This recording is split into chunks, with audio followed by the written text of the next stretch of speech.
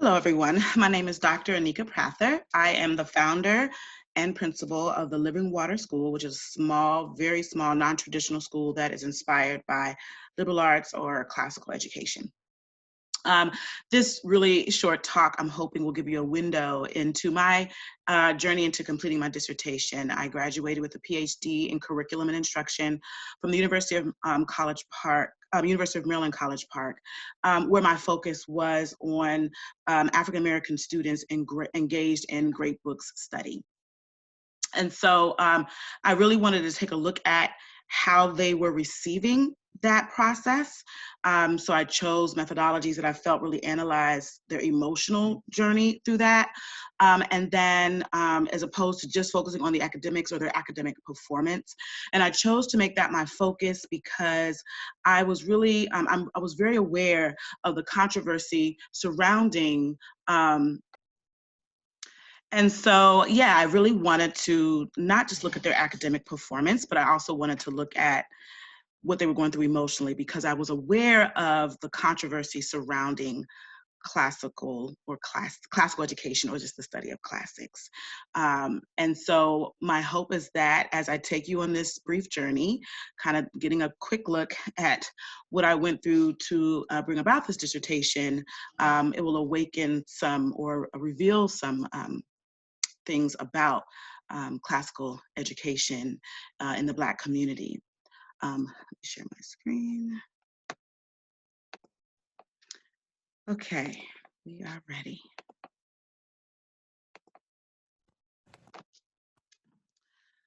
Okay, the first thing I would like to do is to define some terms. I know that things need to be just kind of delineated this way so that we all can understand that we're on this, what page we're on. First, I want to look at classics. What are great books? What is classical education? What is liberal arts education? I'll try to do this briefly. To my understanding, classics is the study of ancient Greece and Rome and that time period of antiquity and anything that intersects there. So you may pull in other countries during that time, but the center, the foundation is ancient Greece and Rome. And the reason I take time to explain that is because ancient Greece and Rome were definitely an intersection. It was definitely not the polarized world that we see or experiencing today. And so I like to really specify that. And that's one reason why I love classics is because it takes me to a world that's so different from today. So that is classics. The next thing is, what are great books? Great books are, they include classics, but they branch out. And they branch out, Mortimer Adler is the one who really kind of made the concept of great books the most popular, along with those who supported him, Robert Hutchinson, Stringfellow Barr, and just a group of men who, what they did was they took a collection of literature that cited classics and then wrote their own text based on those classics, and they just kind of continue that conversation, which Mortimer Adler calls the great conversation. They continue that conversation that starts with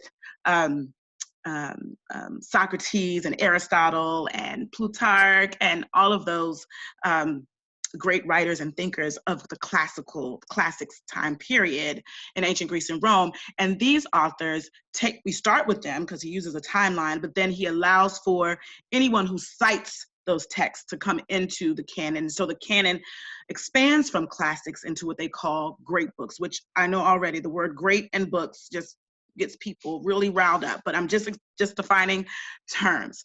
And so it branches out.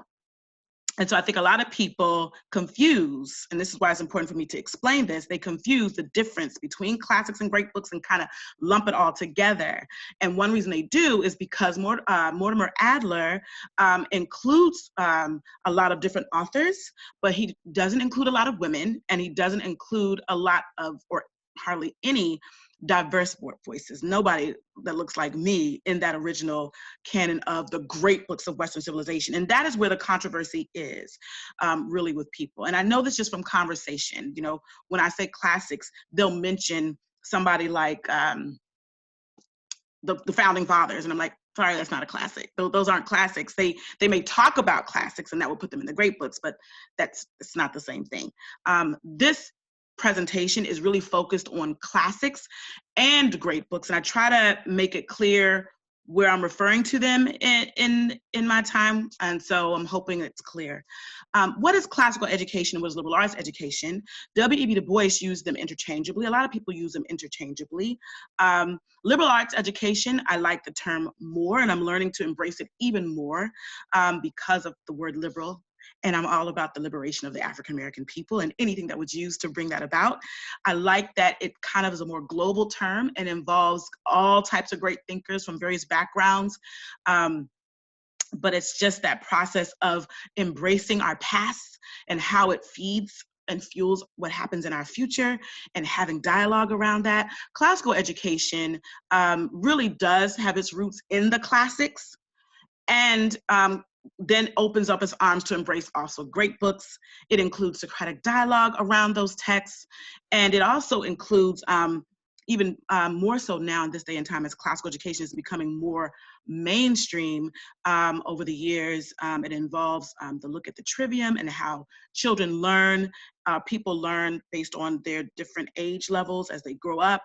And I'm not gonna define that, there's just not time, but there is something called the trivium, and a lot of classical schools may base the setup of their grade levels based on where children are in the trivium.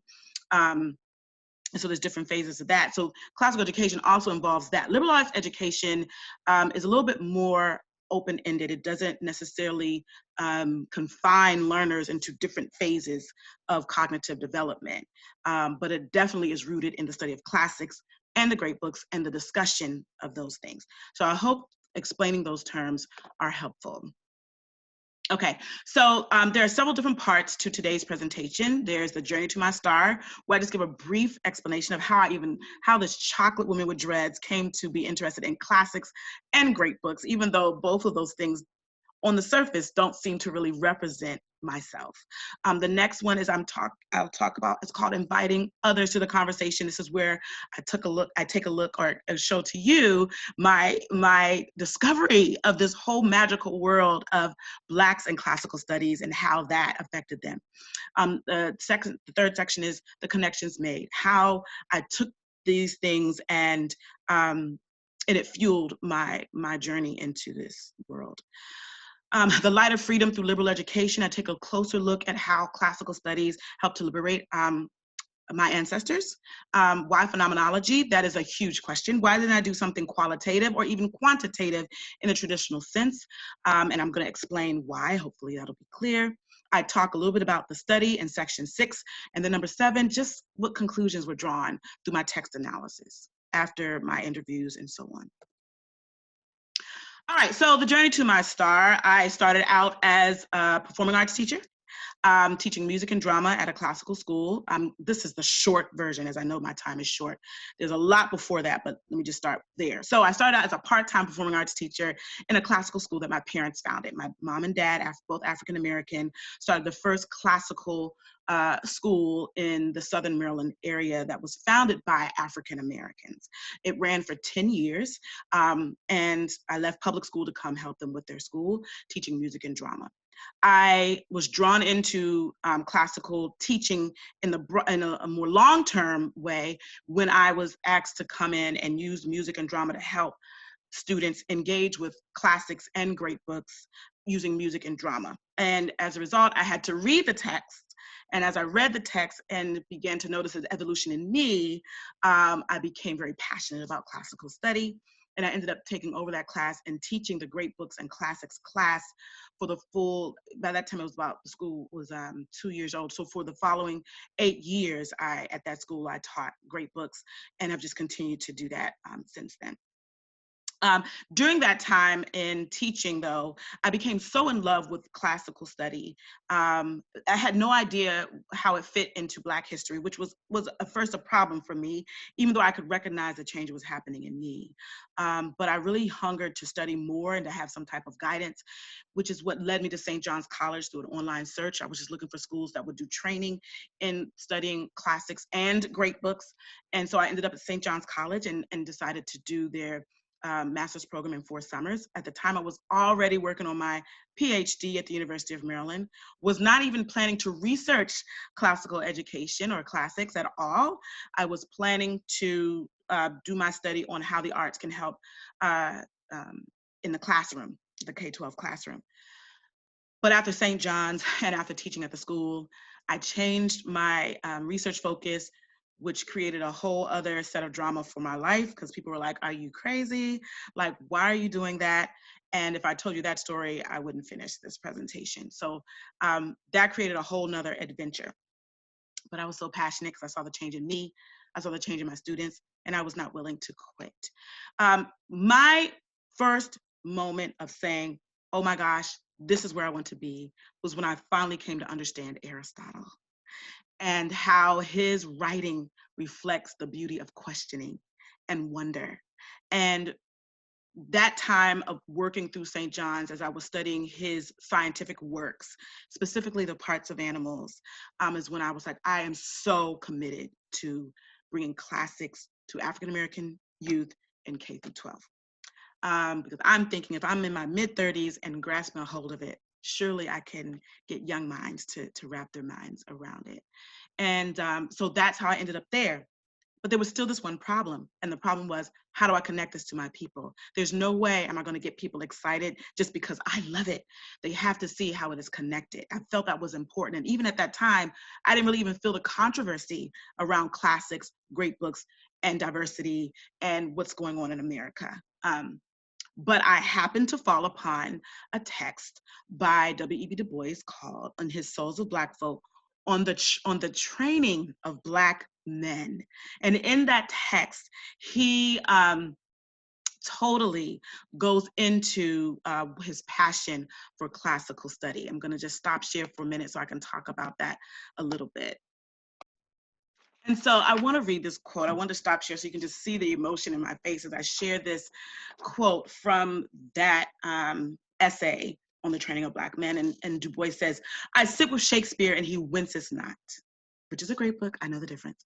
Across the color line, I move arm in arm with Balzac, Dumas, where smiling men and welcoming women glide in gilded halls. Here come classics.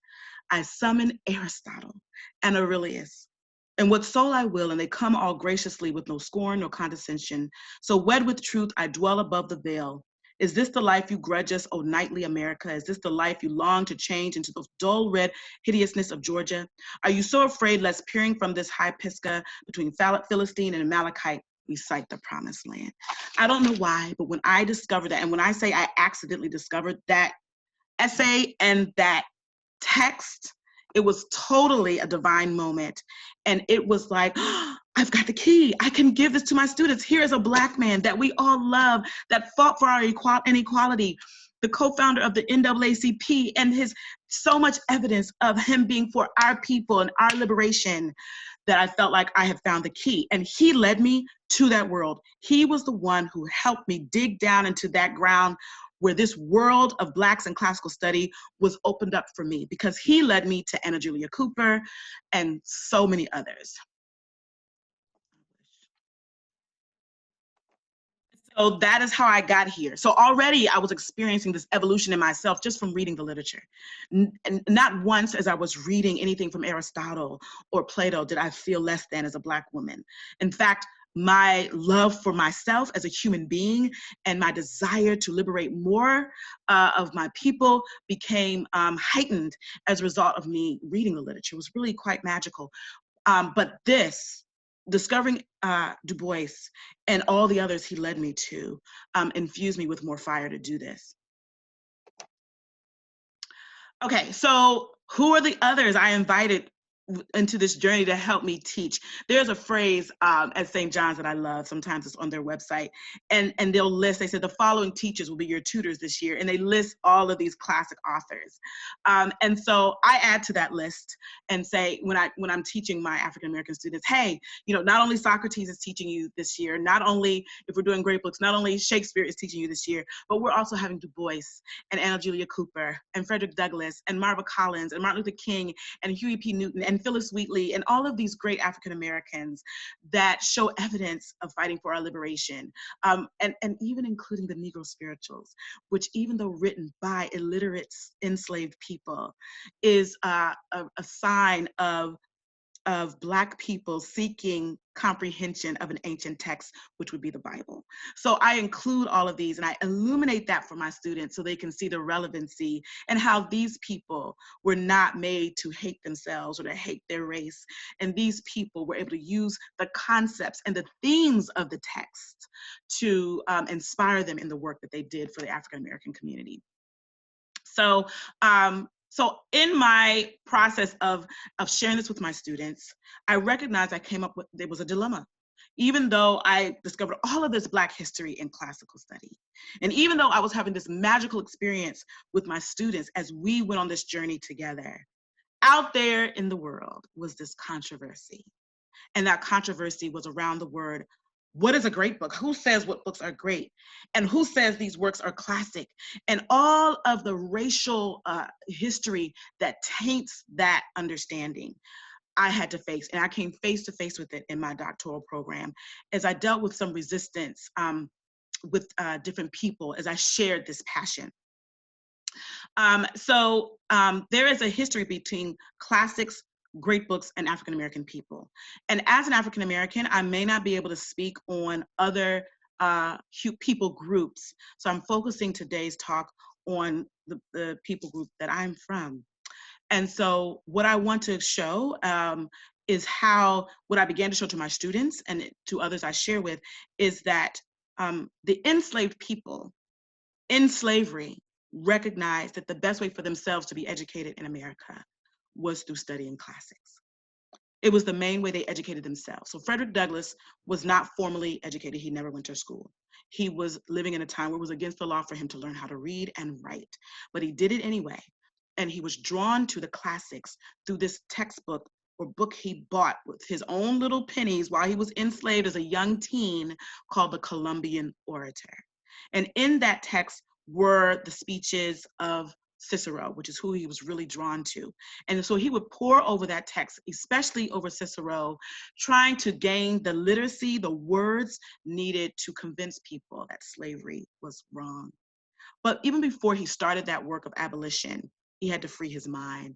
And so in this world, this oppressive world he was living in, can you imagine him retreating back to his little shack or wherever he was living on the plantation, sneaking out that Columbian Orator?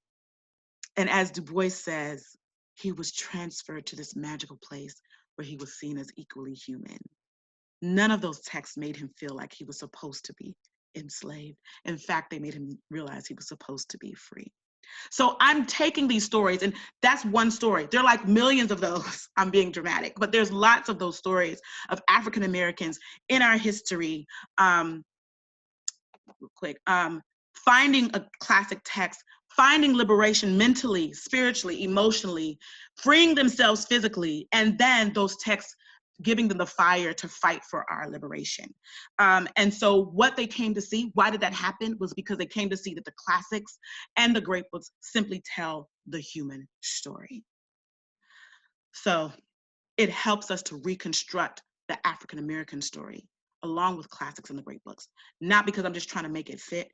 It is literally a part of the African American heritage. Like, to miss that, we miss a whole part of history. This is what I'm teaching my students at Howard University, is that classics, great books, classical study is a part of our history. Howard University is the first and only HBCU with a classics department. It was put there from its founding, and how it was founded just after slavery was ended, just after the Civil War, and they put a classics department there. Why? Because they realized that learning Latin, learning the classic text was so foundational to American thought and policy that this was the greatest way for African American people not to assimilate, but to be educated in this foreign land where they used to be enslaved.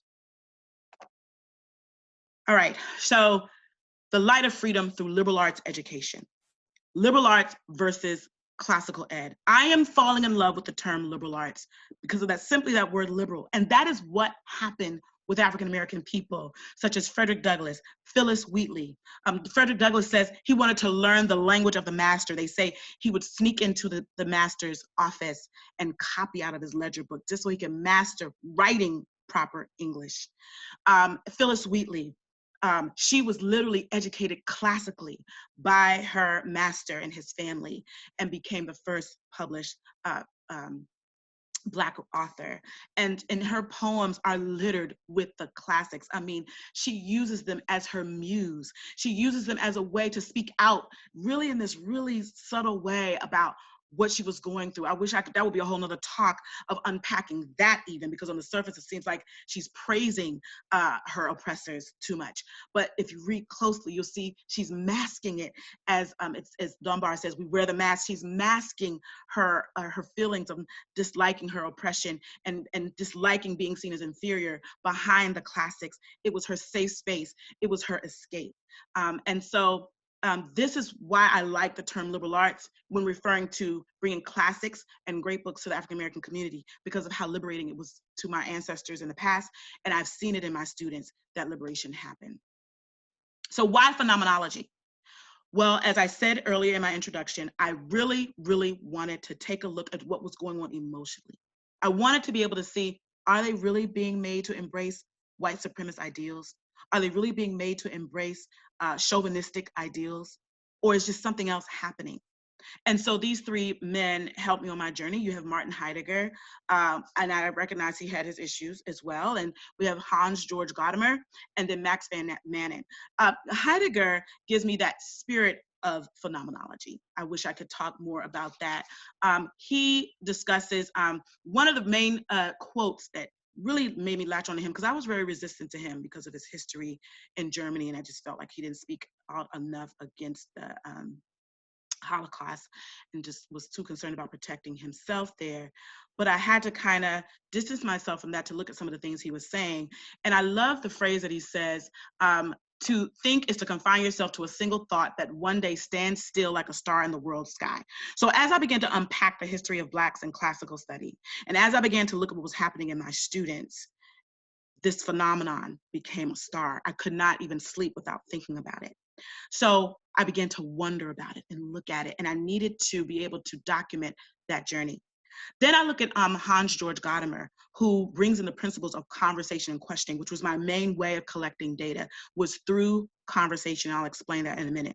And then Max van Manen kind of combines the two gentlemen, but he also gives me the principles for setting up my study, for analyzing the text, and eventually creating the dissertation in a way that you can explore that journey with me. So let me, hold on one second.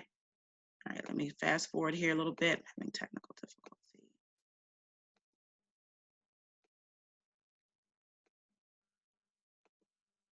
You did that.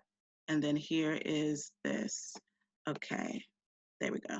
All right, so phenomenology allows me to capture the internal journey of all participants. That was so important, because I in no way wanted to bring a philosophy to Black students that make them feel inferior, or make them feel like I'm trying to assimilate, or make them feel like I don't want them to embrace all that they were created to be. So the controversy around studying this type of literature, classics and great books, makes it necessary for me to look at that. And I want to be able to write it in a way so that others who read my research realize where I'm coming from. So there's a process. I go through the turning. I'm sharing these bits with you the moment I came to want to investigate this. And then I'm looking at their lived experience. I want them to talk about what they went through from beginning to end in my class, from the moment they were first introduced to it till they graduated. Then I'm reflecting on essential themes. As I interview all the participants, what are some themes I notice as I review the text, the transcriptions from the conversation? And then I'm writing and rewriting and rewriting and rewriting that in this organic way until this piece is created. But I'm maintaining a strong and oriented relation. What is my focus? I'm looking at not just classics and great books and bringing it to the African American community. I'm looking at what they're going through mentally and emotionally as we go through that process. And I'm looking at how those discoveries, what I'm discovering in that journey, could somehow illuminate an understanding to others who may read about it. And then I'm looking at the different lives that I analyze and seeing what is the full picture that I can reveal to others. So this was the study. I sent out an invitation I had about 22 students over the years. It's a very small private school that I taught great books 2 that graduated from the school, and 5 were able to come. There were 7 that wanted to come, but at the time we had to do it, it just conflicted with their availability. So they renamed themselves. One named himself Zora, another Arthur Scott, another named Zeke, another named Sophia, and another one named himself Ray Charles. So the themes that were created after I analyzed their text were the flickering light, which reveals that when I first introduced the text to them, they were like, you ever think about when the power is going out and you're like, is the light going to stay on? Are they going to stay excited? Are they going to really be interested in this? Are they going to turn away from this? So at the beginning of, and I was able to, and they all went through the same process of like, why we have to read all these texts by white people? You know, the same stuff we all hear, to like, I think this is, okay, no, I don't want to read it because of all I've heard about it. Or, you know, I want to read more texts about my people, to wait, he's talking about me. These themes are about me. This is not about my race. This is not even a racial text. Like, that's what's happening. So it's the flickering light. The next theme I uncovered was when the flame catches, meaning it's no longer flickering, but it's like the light is on. Like, they're like, oh my gosh, these texts are about me, and I'm brilliant because I can understand the text. And all of this is connected to my life experience as a human being. These texts are not racial. They're not supremacist. They're not chauvinistic. They're just telling the human story. And I connect to it. And then after that, that catches on, they're just there. That's all they want to talk about. They want to read so much. They're coming into school saying, Miss Prather, this is what I read last night, and what do you think about this? And they're coming ready with their notebooks, and they're coming and they're ready to discuss and ask questions, and they're arguing with each other about classics and about great books, and they're excited. And then the last thing, which was so interesting, is how that experience affected them after they graduated, when they became an adult. And they all said how it helped them get jobs, how it helped them figure out hard classes in college, how, and one funny thing that came out is that it was hard for them to find a person to date. And all of them have this problem finding who to date because no one wants to have meaningful conversation around classic literature. So I just thought that was really funny. That would make you laugh. And so this was a group of African-American students in a classical school, K-12. It was my great books literature class.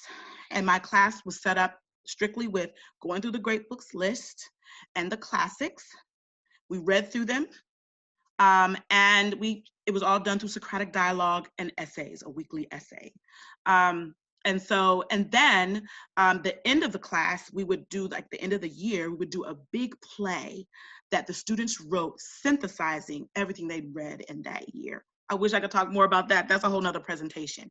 And so we've talked through that experience. These are young people that were participating in this study, were between the ages of 20 and 25. And so that is what we discussed, that whole experience of when they first started, when it first connected to them, and all of that, all the way to how it's affecting them now as an adult. And it was just really powerful, the things I discovered. And so I came up with those themes, and those themes helped me to look at what was happening with the students. But then I looked at some other text analysis that came up with a few more themes that reflected me as an educator. And what this journey did for me, phenomenology allows me to insert myself just a little bit, so I'm not so objective into the study, which for me is important, because maybe as I share what I'm going through internally, another educator can see it and be inspired by it. So I began to wonder about identity, and do these texts themselves, it's all in how you teach it, really cause young people, Black people, any people, to question who they are. Were they able to see themselves in the text? Who can approach these texts? And so we began to see that you can focus on your humanity, and you can have these discussions about race. And that is what my ancestors did as they read these texts. They began to question what was going on about race in the time period they were in. These books made them challenge that. I think that's why slave masters didn't want us to read. When he saw Frederick Douglass reading, he's like, oh my gosh, stop, don't let him do it, because he might find out the truth about who he really is. So, and then it caused me to wonder about teaching, giving freedom to my students, developing critical thinking, the great books and classics as a teaching tool about who they are and about the country that they live in. as opposed to giving just a straight lecture, them writing the notes, memorizing the notes, and filling in the blank on the tests.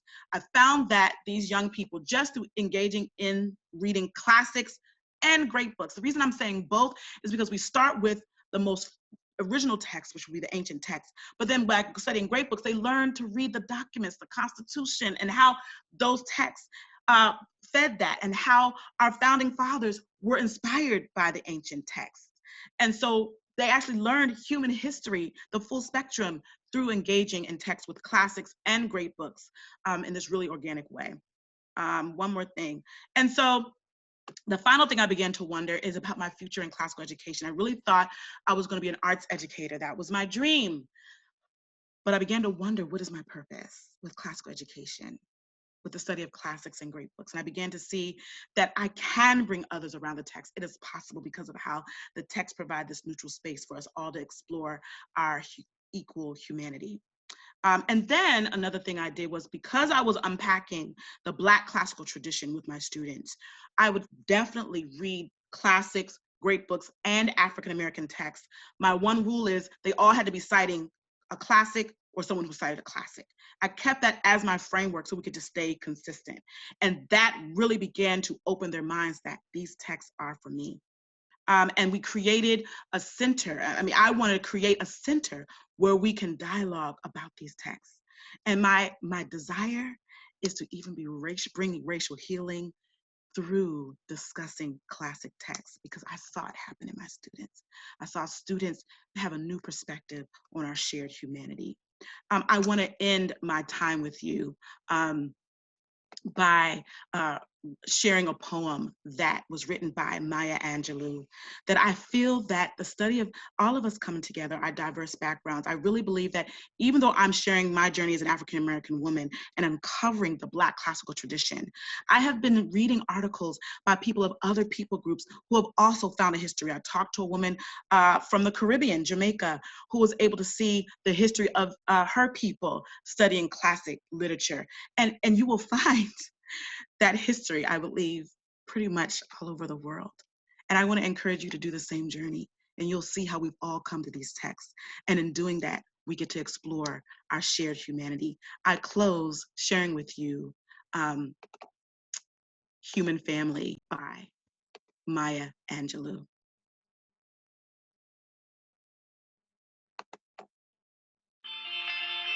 I note the obvious differences in the human family. Some of us are serious.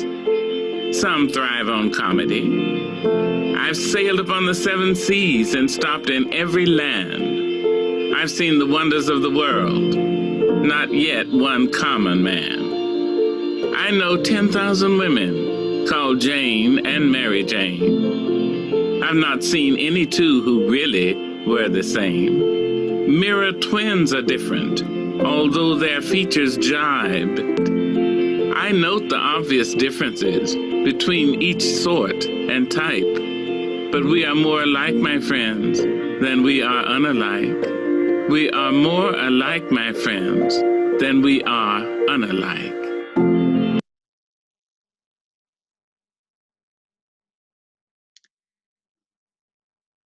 So thank you so much for joining me in my talk.